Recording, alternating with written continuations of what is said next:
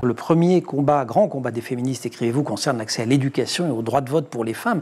D'une certaine manière, la partie est gagnée. Si on regarde en termes de taux de scolarisation, si on regarde malgré tout dans l'emploi, en politique, et pourtant quand on creuse, un tout petit peu, quand on gratte la surface, on se rend compte que ça résiste sur tous les domaines. Oui, il n'y a pas besoin de gratter très profond d'ailleurs pour voir que les inégalités sont encore là, que certaines d'entre elles sont très tenaces. Je pense qu'il faut saluer les avancées. Par exemple, le fait que les inégalités salariales, c'était une bonne surprise quand on a réédité les chiffres dans BNCT Féministe, se sont réduits légèrement, mais il y en a d'autres qui stagnent et d'autres qui régressent. Je pense en particulier à la place des femmes au Parlement. Elles sont moins nombreuses en 2024 qu'elles ne l'étaient en 2017.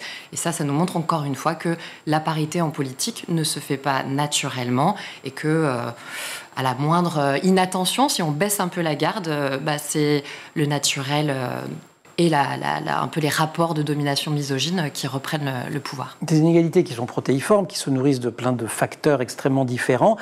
On est sur School TV, je vous pose forcément la question de l'école. Et alors, par exemple, aussi des programmes, parce qu'on parle beaucoup des inégalités femmes-hommes en termes d'accès à des emplois bien rémunérés. Je le dis comme ça, parce qu'en matière d'études, et ça depuis belle lurette, les filles réussissent mieux que les garçons. Pour autant, elles ne font pas les mêmes études supérieures et elles n'ont pas accès aux mêmes emplois. Mais par exemple, dans les programmes, alors nous, on a eu l'impression que ça progressait plutôt pas mal quand même aujourd'hui, et qu'on commençait à faire une toute petite place aux grandes femmes de l'histoire, aux grandes femmes de la littérature. Mais ça, c'est un enjeu essentiel.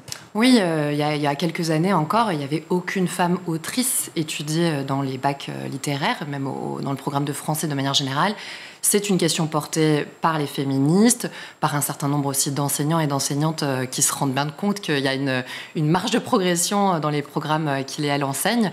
Donc oui, ça fait son chemin, mais encore une fois, voilà, ne pas baisser la garde et puis faire en sorte que ce soit des sujets autant abordés que les autres, que ce ne soit pas considéré comme quelque chose de mineur, d'annexe et encore moins d'optionnel.